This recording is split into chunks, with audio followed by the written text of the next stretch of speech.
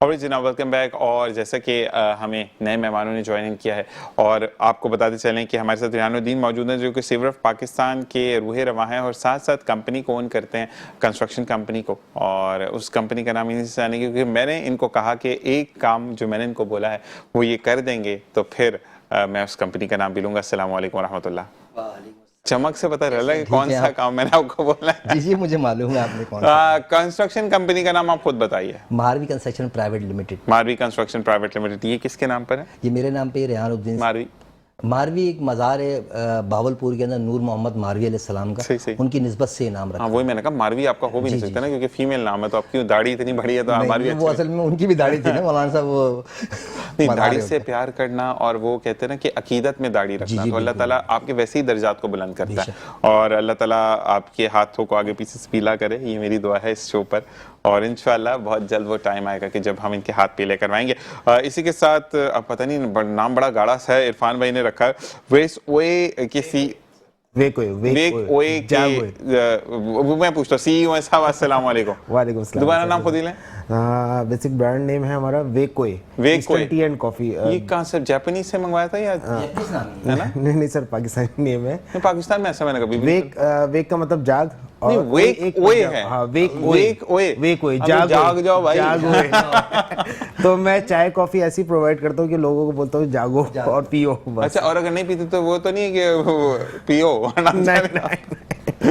चले जी इस तरफ हमारे। अच्छा जी, जिनके लिए मैंने एक्स्ट्रो में कहा था कि भाई दावतों में मशगूल हैं, रात भी दावत में थे और उन्होंने कहा कि जीशान अभी भी देखो 2:30-3 बज जाएंगे, मैं कैसे आऊँगा? तो मैंने कहा जैसे आप गाड़ी पे बैठेंगे सीधा मेज़नाइन पर आएंगे और अब मेट्रो आ जाएंगे। तो इनको खुशामदीद कहते हैं शबीर दानिश साहब जो कि ऑक्सीजन ग्रामर स्कूल के सीईओ हैं, सोशल स्टूडेंट फोरम केयू के जनरल सेक्रेटरी हैं, जिसके नफीस भाई मरहूम भी रूहे रवां थे। आपको खुशामदीद कहते हैं। अस्सलाम वालेकुम। थैंक यू निशान। आपका बहुत बहुत शुक्रिया कि आप वाकई में देर से आए रात घर, लेकिन आप फिर भी मौजूद है। जब मैंने सुबह आपको कॉल किया तो आप जाग रहे थे। एग्जैक्ट, वो असल में हो ये रहा है ना, जब से ये ईद के बाद से मसरूफियत की नौयत कुछ निजी किस्म की ज़्यादा हो गई है। घरेलू तकरीबात में वहाँ रात जानते हैं तो आप किसी हॉल में भी चले हैं 2 बजे से पहले आ ही नहीं सकते। ऐसे नहीं तो ये बताएं फिर फिट कैसे हैं इतने, मतलब खाना वाना खा के तो मैं तो बहुत मोटा हो जाता हूँ। नहीं मैं बिल्कुल लिमिटेड लेता हूँ, फिर चूँकि लेट नाइट का इशू होता है तो लेट नाइट में आप जितना मील कम लेंगे वो आपके लिए ज़्यादा बेहतर है। तो ये तो नहीं कि मैंने कल भी खाया था आज तो नहीं खाऊंगा, कल भी मैं शायद ऐसा तो नहीं करते कि कल को याद कर लेते हैं आपको? कल तो मेरी मसरूफियत इतनी ज़्यादा थी। सुबह में जो हमारी वॉकर क्लब है, सफारी वॉकर क्लब की, उनकी इनविटेशन थी 12वीं नाइट से हम आए हैं 1 बजे। फिर हमारे दोस्तों की वकला की एक गैदरिंग थी, वहाँ पे हम गए, वहाँ ब्रंच था, वहाँ से निकले तकरीबन 3 बज गए वहाँ पे हमें। उसके बाद फिर घर में तकरीब थी, तो तीनों मिला के कल फुल टाइम मसरूफ रहा हूँ मैं। मतलब ये मुझे बताएं कि अब आप लोगों ने वो तो नहीं कि चूल्हे को मतलब उसको लॉक लगाएं, क्योंकि अब बाहर खाना खाना तो अब 1 महीने बाद देखेंगे किचन में क्या होता है। नहीं असल में वीकेंड्स पे और वीक में ऐसा होता है कि कोई ना कोई मसरूफियत, चूँकि ज़ाहिर है मेरा सोशल वर्क से भी बहुत गहरा ताल्लुक है और आज से नहीं तकरीबन 40 साल होने को है, तो इस वजह से वो सारे जो दोस्त अहबाब हैं वो हैं, अब उनके इनविटेशन को आप रद्द भी नहीं कर सकते क्योंकि ऐसे ही। और नहीं मोहब्बत असल मोहब्बत यही होती है कि आप अपने वक्त में से वक्त कैसे देते हैं। हम आते हैं रेहान भाई की तरफ। रेहान भाई आप बताएं कि आपने लास्ट टाइम बताया था कि इलाके के काफ़ी मसले मसाइल हैं और चीज़ों को आप हाईलाइट भी करते रहते हैं, तो हाईलाइट करने के बाद वो चीज़ें सॉल्व होती हैं? जीशान भाई असल बात यह है कि पहले भी पिछले शो में भी मैंने ये बात की थी कि जमशेद रोड NA 238 के इलाके में गैस बिल्कुल ही नहीं आ रही है, मगर वहाँ की आवाम पिछले 4-5 दिन पहले आमिर सिद्दीकी हैं, हमारे MQM से जीते हैं वो MNA, उनके पास भी गए थे मगर उनसे मुलाकात उनकी हो नहीं सकी। सही। और वो काम अभी तक वहीं तक हुआ है, वहीं का वहीं है ना। बिजली का वही तकरीबन 18 घंटे बिजली उसी तरीके से जारी है और गैस है ही नहीं, टोटल गैस नहीं है। तकरीबन इस बात को 2.5 साल हो चुके हैं। तो खुदारा आप लोग सीटों पर आए तो काम कीजिए। नेक्स्ट टाइम फिर आप फिर दोबारा आएंगे वोट मांगने के लिए तो वैसे आते हैं जैसे मतलब बस आपको ही देना है, तो काम भी तो कम से कम आप देखेंगे, आवाम की खिदमत भी तो करें। जो आवाम 2.5 साल से गैस से तरस रही है, कम से कम इतना तो ख्याल कीजिए आप लोग। ये रिक्वेस्ट है मेरी उनसे, हाथ जोड़कर रिक्वेस्ट है कि भाई आप इस गैस को देखें। असल में मसला है कि आवाम भी बेचारी बस गैस भरा के वो भी भूल गई है कि अब गैस आए ना है। उन्होंने एक रास्ता बना लिया है अब कि बस गैस भरानी है और चूल्हे जलाने हैं। असल में प्रॉब्लम ये होती है रेहान भाई कि जब मसलों का हल नहीं निकल रहा होता ना, तो फिर आप सब्स्टिट्यूट देखते हैं। उन्होंने अल्टरनेट बना लिया इसको कि भाई ये गैस खरीदनी है और लानी है, मतलब ये उनको छोड़ना चाहिए और मतलब शिद्दत पसंदी करनी चाहिए इसके लिए ज़रूरी है, अपना हक है, ये बुनियादी हक है उनका।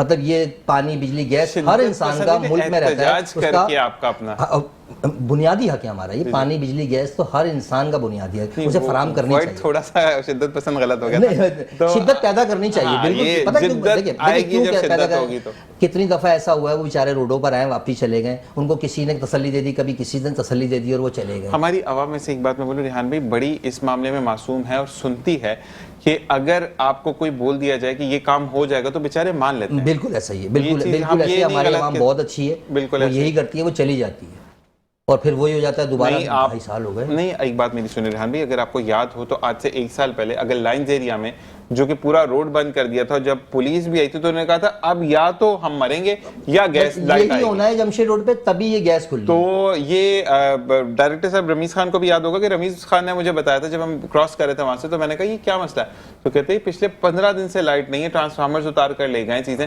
तो फिर अवाम ने ये कहा, और यकीन करें कि हम वो जो बैक साइड है, आप आते हैं सेंट पैट्रिक स्कूल से, तो वहां से धुएं उड़ते हुए नजर आ रहे थे।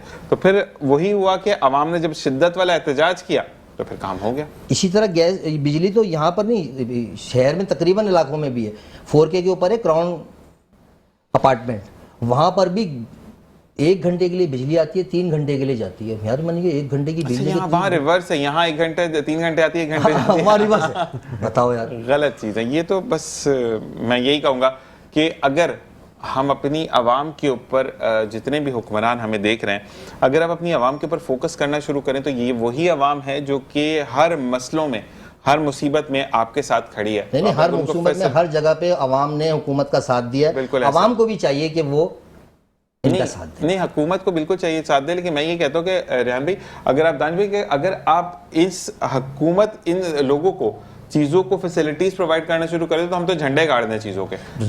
सी बात है, बिल्कुल ऐसे ही बात है। अच्छा जी, अब हम आते हैं इरफान भाई के। अच्छा जी, कॉल के ऊपर हमारे पास हमारे एक गेस्ट मौजूद है, उनसे हम बात करेंगे। अस्सलाम वालेकुम रहमतुल्लाह। अस्सलाम वालेकुम।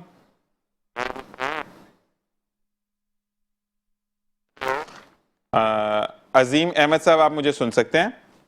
जी, मैं बिल्कुल आपको सुन रहा हूं। आपको खुश आमदेद कहते हैं मुस्कुराती सुबह विद ज़ीशान अज़हर में। कैसे मिजाज है मेरे भाई के? जी, अल्लाह का शुक्र।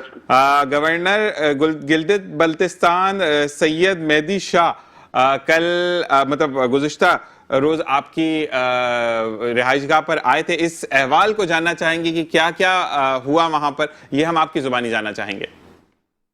देखिए, गवर्नर साहब और एक हमारे बहुत अच्छे दोस्त हैं सलाउद्दीन अय्यूबी, मियां मोहम्मद तारिक और गवर्नर साहब, ये सब हमारे देरीना दोस्त हैं।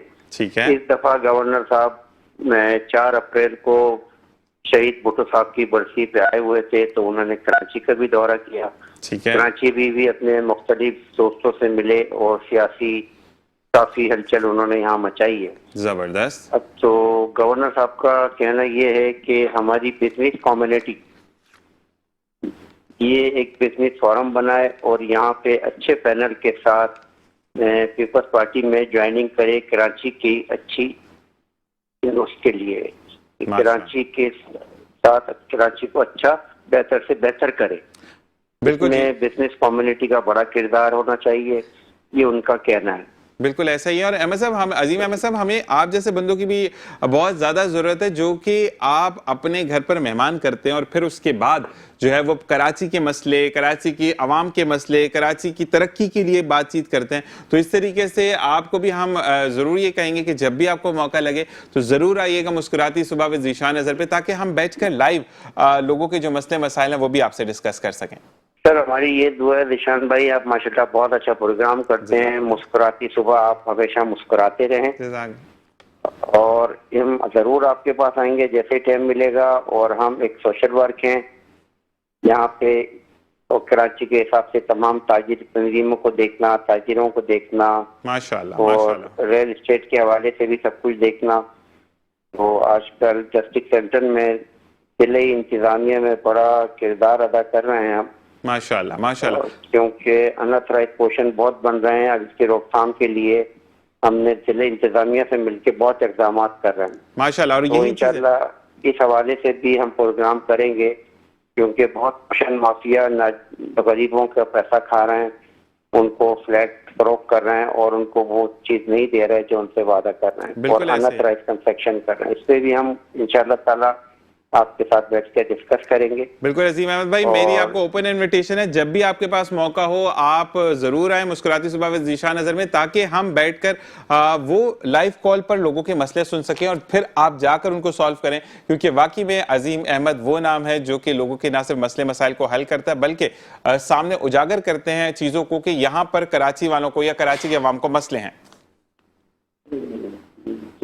जी सर, बस ये कोशिश है हमारी छोटी सी, ये तो आपने बहुत बड़ी बात कह दी। हम अपनी छोटी छोटी से कोशिशें करते रहते हैं और रोजाना की बुनियाद पे मसले हल करते रहते हैं लोगों आमीन आमीन। इसी के और साथ उनकी दुआएं समेटते रहते हैं। हमारे साथ बहुत बड़ा किरदार अदा कर रहे हैं फैशन रावत साहब, जो कि मेंबर सिंध काउंसिल हैं डिस्ट्रिक्ट सेंटर से। वो बहुत बड़ा किरदार अदा कर रहे हैं हमारे साथ, हमारी बड़ी हेल्प कर रहे हैं माशाल्लाह। पोषण माफिया को खत्म करने में, नाजायज पोषण, इनलीगल कंस्ट्रक्शन, इसके लिए बहुत अहम किरदार अदा कर रहे हैं। जबरदस्त। अपना बहुत वो कहते हैं ना कि आप सबसे पहले तो अपना बहुत ख्याल रखिएगा, क्योंकि आप जैसे लोगों को कहते हैं ना कि बद नजर भी लग जाती है, तो अल्लाह ताला आपको अपने जो है वो हिफ्ज़ ईमान में रखे और इंशाल्लाह इसी तरीके से ये सिलसिला जारी रहेगा और कभी भी कोई मसले मसाइल आएंगे तो हम आपको जरूर याद करेंगे। बहुत शुक्रिया, जज़ाकल्लाह, जीते रहिए। और जी अब हम आते हैं इरफान भाई की तरफ। इरफान भाई वेक ओए ऐसे है ना, तो आप मतलब एक बात है कि आपकी तो शक्ल से भी लग रहा है कि आप सोते नहीं होंगे, तो फिर आप सबको जगाते ही रहते होंगे वेक ओए बस वेक ओए चलता। अच्छा, मुझे ये बताएं कि वेक ओए पे क्या क्या और दस्तयाब है चाय और कॉफी के अलावा? बिल्कुल, वेक ओए अभी हमने वेक ओए के साथ साथ जो है ना हमने एक मुख्तलिफ कराची के लोकेशंस पे जो है ना हमने रेस्टोरेंट ओपन कर रहे हैं वेक ओए के नाम से, वेक ओए बर्गर, जो मज़े की रेसिपी है, ginger burger with ginger broast और मायो गार्लिक रोल। लाना भी चाहिए था ना, कितनी बुरी बात है वैसे आपको। सर सुबह हमारा फास्ट फूड ऑन नहीं होता, मैं आपके लिए रात में लाते मैं ओवन में गर्म कर लेता हूँ क्योंकि आजकल कराची की आवाम बेचारी इतनी वो हो गई है, क्या कहते हैं, किफायतशार हो गई है कि थोड़ा सा भी पीस बचता है ना, कहते हैं सुबह नाश्ते में क्या। बिल्कुल बिल्कुल। तो मुझे ये बताएं कि अब किस किस जगह पर आउटलेट्स मेरे भाई के मौजूद हैं? मैं इस टाइम हमारा जो मेन आउटलेट है वो गुलजारिजरी मेन थाने के बिल्कुल अपोजिट है। ठीक है, फारिया चौक पे थाने के सामने रखा है ताकि पैसे दे के कोई भी भाग ना सके सामने। जबरदस्त। तो मेन फारिया चौक पे ही है हमारा, वेक ओए बर्गर के नाम से। तो आप आए, बिल्कुल आए, टेस्ट करें और फिर खुद आप अपनी आवाम को बताएं। हम आपको बार बार क्यों ना बुलाएं शो पर कि आप लेकर आए चीजें, हमें वैरायटी दिखाएं। सर तो मैं क्योंकि हमारा डेली आऊंगा। बिल्कुल नहीं, मसला ये है कि देखिए हम चाहते हैं कि कराची की आवाम को एक तो कहते हैं हाइजेनिक फूड के साथ साथ अच्छी क्वालिटी के साथ अच्छी प्राइसेस मिले। हर किसी का मैं ये कहता हूं कि देखिए अगर आप 5 सितारों वाला कोई भी होटल ले लें जो कि क्लब रोड की तरफ मौजूद है, ठीक है, हम नाम नहीं ले सकते, ब्रांडिंग होगी, मुझे स्पॉन्सर नहीं दिया उन्होंने इसलिए तो मैं ये कहता हूं कि अगर वही मज़ा आप किसी ऐसे घराने को जिसके 2 से 3 बच्चे हैं, बाप जो है वो एक आप सिक्योरिटी गार्ड है, उसका भी बाप का वही दिल धड़कता है जो कि एक अमीर बाप का धड़कता है, ठीक है। अगर आप वही जिंगर बर्गर, वही जिंगर ब्रोस्ट जो है, वो तमाम चीज़ें अगर आप इकोनॉमिकल प्राइस में आप किसी को देते हैं, पेट भी भरता है, सवाब भी मिलता है, दर्जात भी बुलंद होते हैं। और जब वो बाप के चेहरे पर खुशी आती है ना, तो अर्श से खुदा फरिश्ते को भेजता है कि इसके लिए रहमत और कहते हैं ना कि दराजी उम्र की दुआ करो। तो यही चीज़ अल्लाह तबारक व तआला तो हर मोड़ पर हमें मोहब्बत देता है, सिर्फ हम बटोरने वाले हों। तो मुझे बताएगा कि कौन कौन से फ्लेवर्स मौजूद हैं इस वक्त जिंगर के अलावा? हमारे पास जो जिंगर है, एक जिंगर माय रोल है अपना, उसके बाद जो है हमारे पास है ब्रोस्ट है हमारे पास। अभी बारबेक्यू हम स्टार्ट कर रहे हैं सर इसी वीक में, ठीक है। बारबेक्यू स्टार्ट होगी जिसमें मायो रोल, मलाई बोटी रोल और टिक्का, ये सारी चीज़ें वैरायटी हमारे पास। अच्छा, मुझे ये बताएं कि वो आजकल बड़ा मशहूर हो रहा है लाहौर का भी, आप उसको भी ट्राई कीजिएगा, वो जो सरिंजे लगा रहे हैं जिसमें वो इंजेक्शन लगा के टिक्के बेच रहे हैं।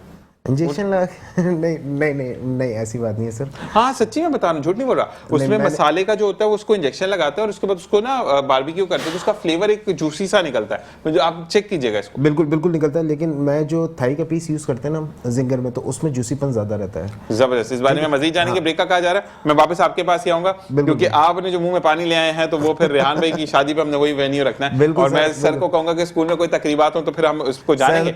बिल्कुल साथ ही होते हैं, यूनिवर्सिटी में ही होते हैं हमारे सर। जबरदस्त, टेंशन नहीं है। बिल्कुल। अब कितनी देर से बताया आपने, कितनी बुरी बात है। ब्रेक पर जाएंगे, मैं ब्रेक में से जरा दो हाथ करता हूँ, मुझे क्यों नहीं बताया। देखते रहिए मुस्कुराती सुबह with Zeeshan Azhar. Wake OS के इरफान भाई से हम बात कर रहे थे। इरफान भाई मुझे बताएंगे, आपने कहा कि वो बहुत जूसी फ्लेवर होता है, ठीक है, तो मतलब तजर्बा हो चुका है इस चीज का या पहले से था, अब जो है वो बारबेक्यू की तरफ आ रहे हैं? नहीं, बेसिक मेरी जो अपनी स्पेशलिटी है वो चाय कॉफ़ी है, ठीक है। और मेरे पास जो अपना जो शेफ़ है वो तुर्की शेफ़ है, ठीक है।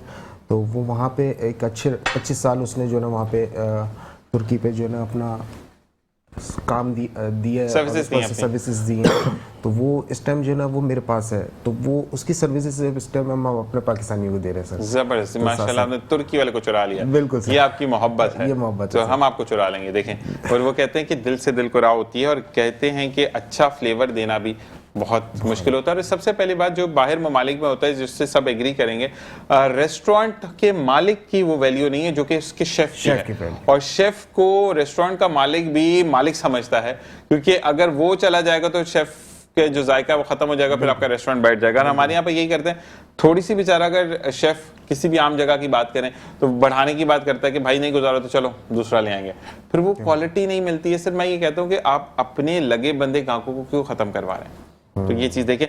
शबीर भाई आपकी तरफ आते हैं, मुझे ये बताएंगे जैसे अब नई क्लासेस का इनेकाद हो रहा है, आपके स्कूल में पेपर्स हो चुके हैं?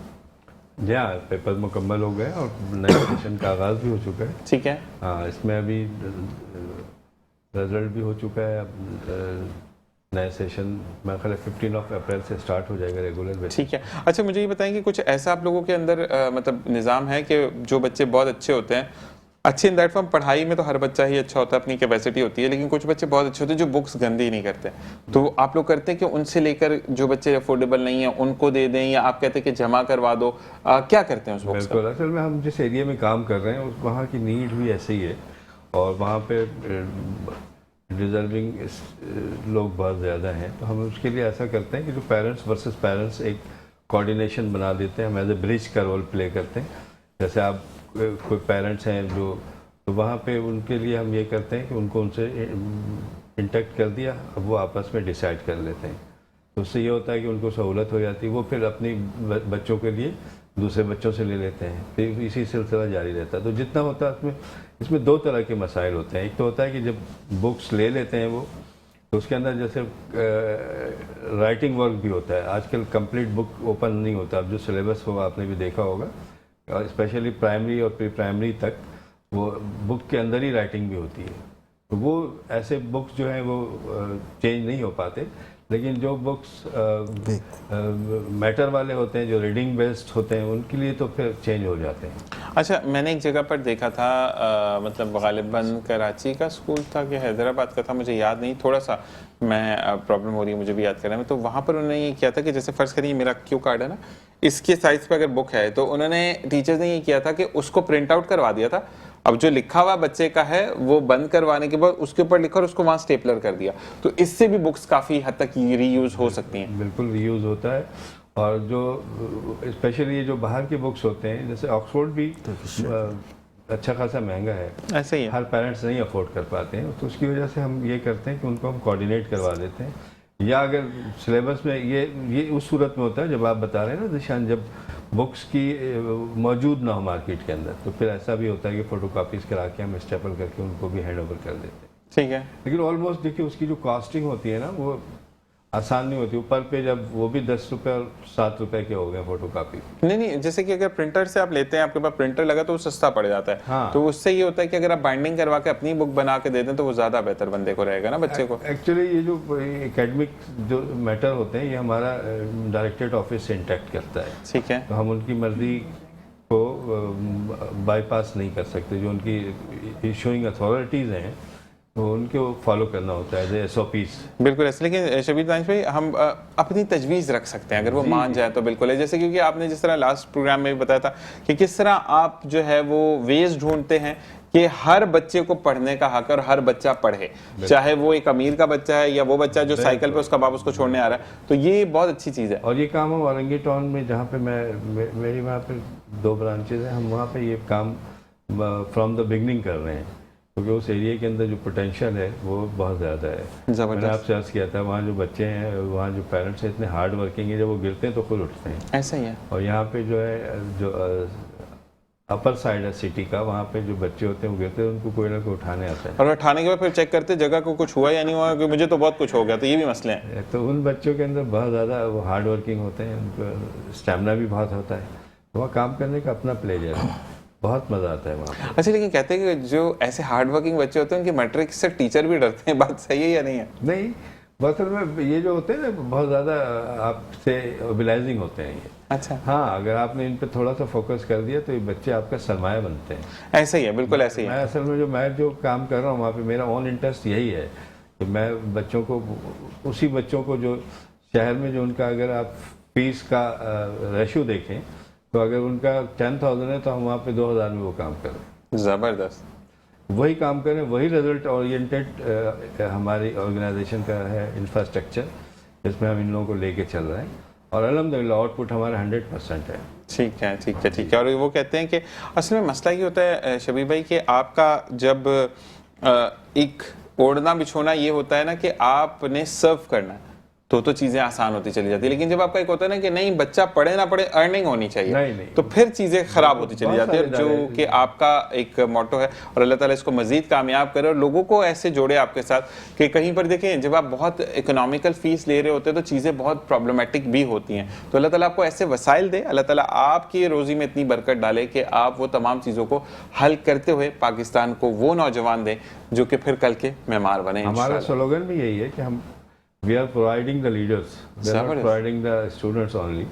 और अल्हम्दुलिल्लाह हमारे बच्चे इस वक्त all over the world हैं इस वक्त, माशाल्लाह, औरंगी से बेस करते हैं। और मैं अभी आपको शायद लास्ट प्रोग्राम में मैंने अर्ज़ भी किया था, मैं जब अभी कनाडा गया तो हमारी बच्ची साबरीना मज़हर है, उसने हमें इन्वाइट किया अपने घर पे। मुझे बड़ी खुशी पता चला कि नियर अबाउट 10 to 11 स्टूडेंट्स मेरे कनाडा में हैं। माशाल्लाह, माशाल्लाह। उसी के ज़माने ये पता चला कि 100 से अबव एमिरेट्स में है माशाल्लाह, और 20 के करीब यूके और यूएस में भी है। कहने का मकसद ये कि अल्हम्दुलिल्लाह हम जो इस मकसद से उस एरिया के अंदर, असल में एक अच्छे इंस्टीट्यूट की ज़रूरत थी। जब हम लोग ईस्ट पाकिस्तान से आए तो वहाँ पे अच्छा इंस्टीट्यूट नहीं था कोई, तो मैं अपने बच्चों को, मेरे भाई के जो बड़े बच्चे थे उनको मैं नॉर्थ नाज़ाबाद लेके आया करता। मैंने इसकी कमी वहाँ शिद्दत से महसूस की थी, तो मैंने उसी काम को फोकस किया वहाँ पर।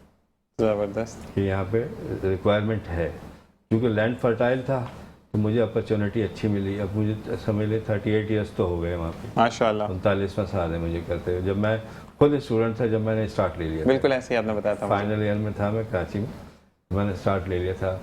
उसी ज़माने में हमने ये NGO भी इस्टेब्लिश की थी, सोशल स्टूडेंट्स फोरम भी। सही सही। ये वैसे जो सोशल स्टूडेंट्स वाली, जो जिस तरह की स्टूडेंट्स वाली जो NGOs होती है, ये यूनिवर्सिटी में रहते हुए ही फॉर्म की जाती हैं। एक्चुअली वहाँ पे जो सिमिलर मेंटालिटी के जो लोग होते हैं, स्टूडेंट ही होते हैं ना मोस्टली, तो वो हमने जो इस ऑर्गेनाइजेशन को पाल किया, उसकी बुनियादी वजह ये थी कि इसमें सारे सोशल वर्क के स्टूडेंट हैं जिन्होंने डिपार्टमेंट ऑफ सोशल वर्क से मास्टर्स किया। ऐसे ही है, ऐसे ही। तो उन लोगों ने इसको बनाया था, जिससे आप नफीस भाई मरहूम से भी मिलते रहे, तो हमारी एक पूरा एक ग्रुप था।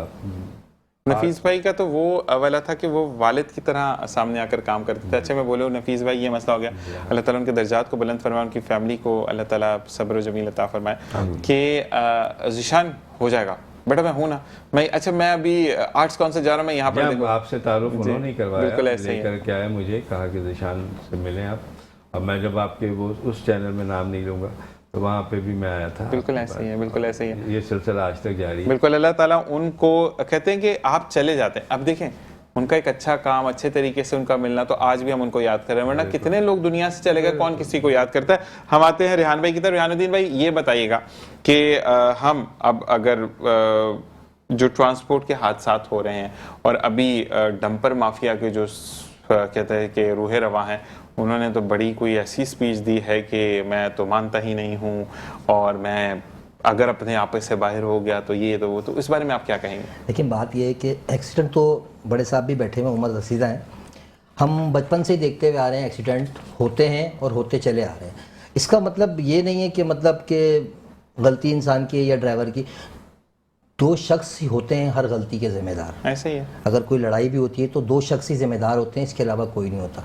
तो कहने का मतलब ये है कि अगर एक्सीडेंट होता है तो हमें चाहिए कि वो ड्राइवर को थाने में पेश करें और कोर्ट की तरफ जाएं, ना कि उनकी गाड़ियां जलाएं। मतलब गाड़ी जलाने से आपको हासिल कुछ नहीं होना, सिर्फ और सिर्फ आपकी जो उस टाइम पे तकलीफ है ना, थोड़ी सी समझ लें 1% कम हो रही है कि आपने दिल से खुश हो गए कि मैंने गाड़ी जला दी। मगर आपके जो बच्चा वो शहीद हुआ, जो जिसका इंतकाल हो गया, उसको कोई बेनिफिट नहीं मिला इससे, वो वहाँ से भाग गया। हमें चाहिए कि उसे गिरफ्तार कराएं और उसकी दियत की तरफ जाएं कि कम से कम उस बच्चे को जो इंतकाल हुआ उसके माँ बाप को कोई इतना फंड मिल जाए कि वो कम से कम जिंदगी, वो तो गया। अच्छा ये हादसा जो, अच्छा एक चीज़ और भी बड़ी इशू हो रही है मीडिया पे, वो कह रहे हैं महाजिर और पठान, ना ऐसा कुछ नहीं है। महाजिर भी एक्सीडेंट में मर रहे हैं, पंजाबी भी मर रहे हैं, सिंधी भी मर रहे हैं, पठान भी मर रहे हैं, ऐसा नहीं है। ये हादसाती तौर पर है, इसको मतलब वो नहीं बनाया जाए। हाँ, टोपी पे थोड़ी लिख के अंदर बैठा हुआ है कि बंदा कि मैं पंजाबी तो मुझे आके मार दो, ऐसा नहीं है, बिल्कुल ऐसे ही है। पंजाबी भी मर रहे हैं, पठान भी मर रहे हैं, महाजिर भी मर रहे हैं। असल वजह ये कराची में अगर आप अक्सरियत देखेंगे ना तो महाजिरों की, तो आपको नजर आएगा कि महाजिर ही मरा। अगर आप पंजाब के एक्सीडेंट को देखेंगे तो आपको नजर आएगा कि पंजाबी मरा। बेस ये है, मतलब उसको फोकस किया हुआ कराची, हम जाती बातें रहते हैं तो उसी बात को फोकस करेंगे। मगर हमें आवाम को चाहिए कि कानूनी तरीका इस्तेमाल करे जो उसके लिए भी बेहतर है और उस बच्चे के लिए भी बेहतर है। मैं यहाँ पर एक बात आपकी करूंगा कि आपने बेहतरीन सोल्यूशन दे दिया ना, पंजाब जाए तो पंजाबी ज्यादा। हमारे यहाँ पे पता है क्या, एक फिरके के अंदर बांट दिया। अभी सब कौमियत की बात चल रही है, मैं मीडिया में देख रहा हूँ तो बात ज्यादातर ये चली, वो महाजिर को मार दिया, पठान है, पठान मजार पंजाबी की बात नहीं है। देखिए शहर कराची में रहते हैं तो जाहिर सी बात है, शहरी यहाँ पर जो है ना महाजिर अक्सरियत है, तो रोड पे महाजिर ही ज्यादा है। अब आप सरहद चले जाएं तो सरहद में एक्सीडेंट होगा तो वहाँ सर्दी है। मैं एज ए सोशल वर्कर इस पर थोड़ा सा इंटरप्ट करूंगा, आप रेहान भाई से मुकम्मल कर लें। जी जी जी, बोले बोले। नहीं करेंगे। नहीं, अगर आप बीच में सवाल करना चाहते तो करें, कोई इशू नहीं, पहले कंटिन्यू करें फिर। असल में बात वहीं पे कि अगर पंजाब में कोई एक्सीडेंट होता है तो लाजमी सी बात है वहाँ अक्सरियत पंजाबियों की है, तो वही रोड पर रागीर आ जाता है। कराची में एक्सीडेंट होता है तो यकीनन तौर पे हम महाजिर यहाँ पर अक्सरियत में, मैं खुद भी बेसिकली महाजिर ही हूँ, ठीक है ना, तो महाजिर शो हो जाता है। इसको ये ना कहें कि पठान ने मार दिया या पंजाबी ने मार दिया, इसको ये इशू ना दें, इसको ये इशू दें कि एक्सीडेंट हुआ है। हो सकता है कि ड्राइवर नाजायज़ भी करते हो, तो इसका मतलब ये नहीं कि आप कानून को हाथ में लें, गाड़ियों को जलाएं, बल्कि ये करें कि उनको गिरफ्तार करें और कैफे किरदार तक पहुंचा के उसको दियत तक लेकर आए कि माँ बाप को सुकून मिले। बस मसला ये होता है कि देखिए वहां पर ना महाजिर मरा, ना पंजाबी मरा, ना पठान मरा, वहां पे एक इंसान मरा। बिल्कुल बिल्कुल। सेकंड चीज ये है कि आपको आजकल जो आप, फिर मैं आपकी तरफ भी आता हूँ कि ये कहा जाता है इंसानियत को फोकस नहीं दे रहे हैं, फोकस महाजिर और पंजाबी इंसानियत को। विद सॉरी रेहान भाई, क्योंकि आप भी सोशल एक्टिविस्ट हैं, हमारे दानिश भाई भी सोशल एक्टिविस्ट हैं। हमारे यहाँ पर ना प्रॉब्लम ये है कि प्रोमिनेंट मैं कैसे होऊंगा। मैं यहाँ पर बैठकर अगर डंपर माफिया की ही बातें करूंगा तो मैं, ज़ीशान ने शो में ये बात की थी, हियर द प्रॉब्लम इज कि मेरी शो से टीआरपी, लोगों के अंदर पॉपुलेशन कितनी, पॉपुलैरिटी कितनी आ रही है, हम ये भूल गए इंसानियत भी है। दूसरी चीज़ ये है कि जैसे कि आपने कहा कि वाकई में उसको तख्ते किरदार तक पहुंचाए कि उसको दीद मिले कि बच्चा या घर का कोई भी सरबराह चला गया तो वो घर कैसे चलाएंगे। अगर आपको ये शक है कि केस फाइल नहीं होगा, मोबाइल उठाएं भाई, ऐसे मोबाइल उठाई, मूवी बनाई और सोशल मीडिया पर डाल दे। फेसबुक है, आपका इंस्टा है, हर जगह पर। आपने वो देखा होगा कि पंजाब में एक बुजुर्ग के साथ ट्रैफिक पुलिस ने जो छितरौलों की बारिश की थी, उसके बाद आई गेस कोई 4 घंटे गुजरे होंगे, उनकी वो जॉब सर्विस भी खत्म हुई, उनको कटहरे में भी लेके जाके खड़ा किया गया, और फिर अवाम ने कहा कि जब तक सजा नहीं होगी और ये वापस अगर बाहर आएगा, ये अवाम को करना पड़ेगा। तो वो वाली चीज क्या आप पीछे हट जाती है, बस ठीक है नहीं, अवाम को चाहिए करे। अगर उसके साथ यहाँ पे काम नहीं हुआ, थाने में नहीं सुना है तो आगे जाए, और आगे नहीं तो कोर्ट तक जाए, जाके अपने हक ले। और बिल्कुल अगर आप मौजूद हैं, अगर आप फील करते हैं तो रेहान भाई का नंबर भी डिस्प्ले के ऊपर मौजूद है, आप उनसे भी कांटेक्ट कर सकते हैं। दानिश शब्बीर भाई का नंबर, दानिश भाई एक दफ़ा फिर अपना नंबर बताएगा मुझे। 0334 ऊंचा, थोड़ा सा 0334 3251-533। बिल्कुल, इन लोगों से आप राब्ता कर सकते हैं क्योंकि ब्रेक का कहा जा रहा है, ब्रेक से वापस आएंगे फिर हम इरफान भाई की तरफ जाएंगे। मैं सिर्फ ये कहता हूं कि अगर आपको कोई सॉल्यूशंस नहीं मिल रहा है तो शो में इन लोगों को बुलाने का मकसद, रेहान भाई हमारे साथ जुमेरात और पीर वाले दिन होते हैं, तो रेहान भाई को बुलाने का भी मकसद, ये दानिश भाई को बुलाने का मकसद भी ये होता है, स्कूल एकेडमिक से कोई प्रॉब्लम हो, कंस्ट्रक्शन से कोई प्रॉब्लम हो, कोई भी चीज़ आपको नहीं समझ आ रही तो बिल्कुल आप आकर पूछिए, क्योंकि ये शो सिर्फ आपके लिए डिज़ाइन किया जाता है और हम ये चाहते हैं कि ज़िंदगी में मसले सॉल्व हो। इसी के साथ साथ जब मसले सॉल्व हो जाते हैं तो खाने पीने का दिल करता, तो हमने वेकोई को भी बुलवाया, यानी इरफान भाई को भी बुलवाया। ये तमाम चीज़ें जानेंगे ब्रेक के बाद। देखते रहिए मुस्कुराती सुबह विद ज़ीशान असर। ऑलराइट जनाब, वेलकम बैक। और जैसे हम ब्रेक पर कहते हैं, मैंने कहा था कि हम फ्लेवर की बात करेंगे, लेकिन उससे पहले आप कुछ कहना चाहते थे शबीर भाई? हाँ, मैं बताना ये चाह रहा था कि ये जो देखिए जो हादसात होते हैं स्पेशली कराची के अंदर, एक तो पॉपुलेटेड सिटी है, दूसरा यहाँ जो मेन प्रॉब्लम है, ये जो हमारे ड्राइवर हजरात हैं, ये बेचारे इनकी जो है ना कोई तरबियत का इंतज़ाम तो है नहीं। अच्छा, ये लोग एक तरीके से यूँ कह लीजिए जहाँ से भी आते हैं, मोस्टली ये जो डंपर ड्राइवर्स हैं, ये ख़ास कम्युनिटी से बिलोंग करते हैं। इनकी बड़ी महंगी महंगी गाड़ियाँ होती हैं, 5-5, 10-10 करोड़ की गाड़ियाँ होती हैं, लेके आ जाते हैं, मगर इसके ऊपर जो इसको चलाने वाले होते हैं उन बेचारों के अंदर तरबियत की काफ़ी कमी होती है। वो लोग क्या समझते हैं शहर में आके कि हम जो है वह ऊंचे बैठ गए, वो बेचारों को नज़र भी नीचे नहीं आता। छोटी गाड़ियाँ जो होती हैं, स्पेशली मोटरसाइकिल वाले जो होते हैं, तो इनको ला करके पहले तरबियत दी जाए, इनको सिविलाइज किया जाए, इनके अंदर थोड़ा सा ह्यूमन बीइंग डेवलप किया जाए। जब इनके अंदर ह्यूमन बीइंग आ जाएगी तो खुद भी डिस्टेंस से रखेंगे। ये कोशिश ये होती है कि जैसे वो हुर्फ़ आम में आपने देखा होगा कि बस चलते जाओ और मुझे देख के दूसरे फुट करके साइड हो जाएंगे, इनके अंदर ये खौफ बिठाते हैं ये ना, और उस पर से बहुत तेज़ हॉर्न बजाते हैं। तो ये थोड़े से, मैं अगर आप इजाज़त दे दोगे, ये नॉन सिविलाइज होते हैं, बस बेफिक्र में थोड़ी इनको अगर आप सिविलाइज कर दें, इनको कर दें, तो ये हादसा पे काफ़ी कमी हो सकती है। हमारे यहाँ जो फोकस है ना, सिविलाइजेशन तो देनी नहीं है, जिसको लफ्ज़ तरबियत, ये लोग आते हैं ड्राइविंग लाइसेंस आराम से बन जाते हैं इनके। यहाँ पर शबीर भाई एक और हमें ब्रेक की तरफ जाना है, वापस आएंगे और आपसे मज़ीद बात करेंगे। देखते रहिए मुस्कुराती सुबह विद ज़ीशान असर। और जनाब, वेलकम बैक। और हम मौजूद हैं आपके साथ मुस्कुराती सुबह विद ज़ीशान अज़हर में, और ये वो ब्रेक से वापसी है, यानी जब हम चाहेंगे इजाज़त। लेकिन उससे पहले हम इरफान भाई की तरफ आएंगे। इरफान भाई, मुझे ये बताइएगा कि अब जो ब्रांचेस हैं वहाँ पर आप खुद भी विज़िट करते हैं? जी सर, मैं बिल्कुल विज़िट करता हूँ, और मैं स्पेशली अभी मैक्सिमम 1 से 2 दिन बाद जो है ना मेरा विज़िट रहता है हर ब्रांचेस पे। ठीक है। और चाय और कॉफ़ी में तो मेरे परमानेंट जो मेरे स्टाफ हैं तो वो खुद उनको देखते हैं। अच्छा, मुझे ये बताएं कि आपकी कितनी टोटल ब्रांचेस हैं? मेरी इस टाइम 4 है। 4 ब्रांचेस हैं। अब आप पहली वाली ब्रांच पे और मैंने चाय पीनी है चौथी वाली ब्रांच पे, तो फिर अब क्या होगा? आप मुझे वहाँ से बाइक के जरिए भिजवाएंगे, आप वापस आएंगे खुद? मैं तो बता दूँ, मेरी जो 4 ब्रांचेस हैं वो सिर्फ बर्गर्स की हैं। ठीक है। और मेरी जो चाय है, कॉफ़ी में, मेरा जो टोटली काम है ना वो इंस्टीट्यूशंस में, कॉर्पोरेट ऑफिस में और कैफेटेरिया में, मार्ट्स में मेरी मशीन्स स्टॉल्स हैं, और वहाँ जाके मेरी जो कस्टमर्स हैं वो चाय का मज़ा लेती हैं, चाय और कॉफ़ी का, ब्लैक कॉफ़ी, कार्डमम टी, चाय कड़क, कॉफ़ी कैपेचिनो, कॉफ़ी लाटे, ये मेरे अपने फ्लेवर्स हैं। तो वो ये मेरे इंस्टीट्यूशंस में, मार्ट्स में, कैफेटेरिया, कैंटीन में, ये मेरी प्रोजेक्ट वहाँ पे इंस्टॉलेशंस होती हैं। अच्छा, वो वाली हैं कि वो कॉइन डालें और चाय बना लें, या वो बंदे खड़े होते हैं वहाँ पे? नहीं सर, आप 1 क्लिक मशीन्स होती है, सिर्फ बटन आपने क्लिक करना है और कार्डमम चाय आपकी रेडी बिल्कुल। तो मतलब पैसे वैसे नहीं डालने पड़ता? नो, वो ज़ाहिर बात है कैफेटेरिया में तो आपने उसको कैश दे देना है। अच्छा, मतलब है ऐसा ही ना, पैसे देने हैं ना, मतलब लोग खुश होके आ जाएंगे कि हम पहुंच गए, वो तो फिर मशीन खराब करके चले जाएंगे। मैं ये पूछ रहा हूँ कि भाई महंगी मशीन होती है, बिल्कुल सर, तो पैसे आपने देने हैं, और हम भी इंशाल्लाह इसका रिव्यू जरूर लेने जाएंगे, क्योंकि जब अपने भाई, अपने दोस्त, अपने प्यारे कुछ अच्छा काम करते हैं और बहुत बेहतरीन अंदाज में करते हैं, तो दुनिया में उसको जानना चाहिए। और ये कहते हैं कि हमारी सिर्फ फुकदान, मैं अपनी बात करूंगा कि हम अपने लोगों को प्रमोट नहीं करते, बल्कि हम यहाँ बैठकर उन चीज़ों को प्रमोट करते हैं जिससे हमें बाइकआउट करना चाहिए। तो मैं बिल्कुल आऊँगा, चक्कर भी ज़रूर लगाएंगे, और फिर इंशाल्लाह मिलकर साथ आगे देखते हैं कि लोगों को किस तरीके से फ़ायदा पहुँच सके। क्योंकि जब टेस्ट अच्छा होता है, चीज़ें अच्छी होती हैं, तो इट्सेल्फ आपका भी नाम होता है। आपकी तो कंपनी का नाम है, आपका नाम है कि इरफान वेकोई, लेकिन जब बात होगी तो नहीं है, ये ज़ीशान भाई के शो से भी हमने देखा था इनको, तो इट्सेल्फ ज़ीशान भाई का भी नाम होगा। तो जो भी होता है अल्लाह ताला बेहतर करेगा। जी रेहान भाई, अब आपकी तरफ आने से पहले हम शबीर भाई की तरफ जाते हैं, क्योंकि आपसे तो काफ़ी बातचीत होगी। अच्छा, मुझे जवाब देना है मुझे। और जनाब, अब हम जैसे कि हमने, क्योंकि मैंने थोड़ा सा फ्लेवर को चेंज किया था, फ्लेवर को इसलिए चेंज किया था कि हम ड्राइविंग लाइसेंस पे बात कर रहे थे, ये ड्राइविंग हज़ार से बात करते, तो मैं कहा चलें खाने पीने के बाद, क्योंकि ड्राइवर जब खाएगा तो फिर अच्छी गाड़ी चलाएगा। तो अब दोबारा हम आते हैं जी दानिश भाई।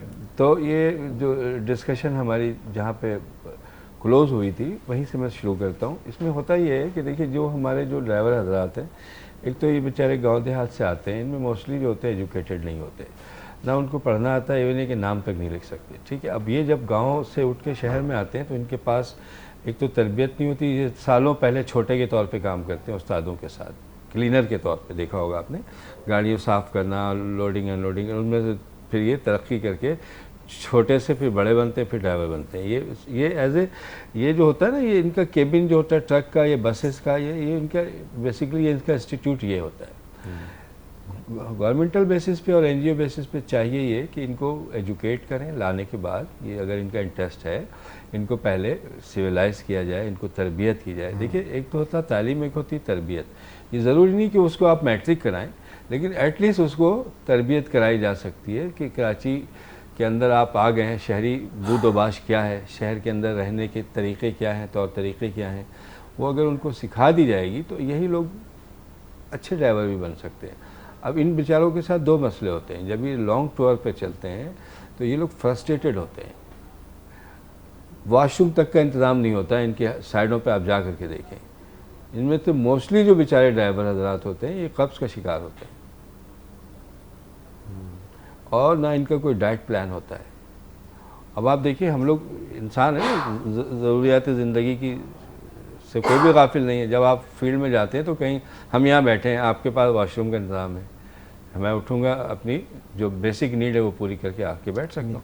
इन बेचारों के पास नहीं होता, ये चलते रहते हैं ता वक्त कि जब इनका वो बिल्कुल हार्मोनिक सिस्टम डिसबैलेंस हो जाए तब कहीं जाकर के कहीं स्टे करते हैं। इस तरह की कबाहतों के साथ ये जब ड्राइविंग कर रहे होते हैं तो वो फिर क्या होगा उसका नतीजा, फिर आंखों में नजर नहीं आएगा, एग्जैक्ट उनके जो गैसेज हैं वो हिट कर रहे होंगे इनको।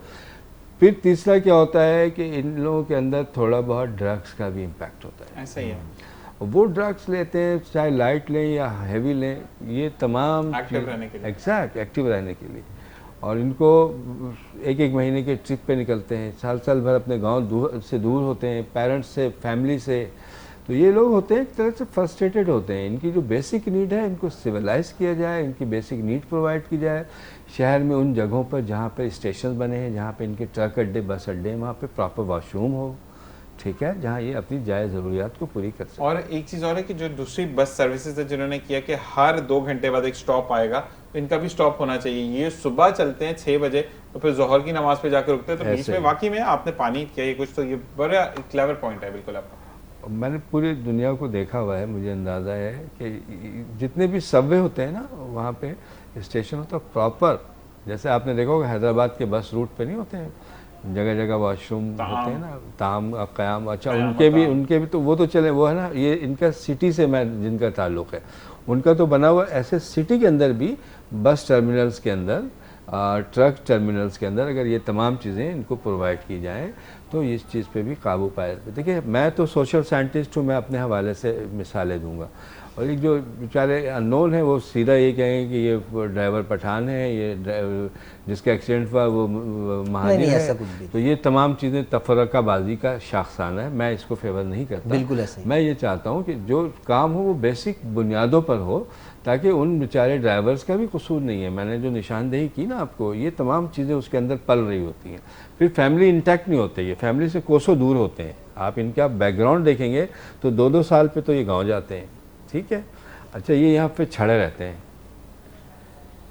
ये छड़े रहते हैं, उनके वो बने हुए फिर प्रॉब्लम होना खाना पीने का, तो बाकी में इन तमाम चीज़ों पे अगर गौर की जाए हुकूमती सतह पर और एनजीओ के लेवल पे, तो इनके ये मसाइल पे काबू पाया जा सकता है। इतना बड़ा मसला नहीं है ये। बिल्कुल जी। नहीं दानिश जी, बात ये है, आपने जो कहा ना कि ये ड्राइवर गांव से आते हैं, असल में जो ड्राइवर लफ्ज़ है ना, जिससे कि मैं खुद भी गाड़ी चलाता हूँ, ड्राइवर हूँ, नहीं, तो बहुत आपने कहा था ये। नहीं मैं वजाहत कर दूँ, I am asking about the professional driver, not you, because we are not driver. देखिए मैं खुद भी एचटीवी लाइसेंस है मेरे पास, जो मैं ट्रक भी चला सकता हूँ ना, ये लाइसेंस मेरे पास रखा हुआ है इसलिए कि मैं दिखा सकूँ आपको कि मैं ट्रक चला सकता हूँ, मगर चलाऊंगा तो नहीं ना।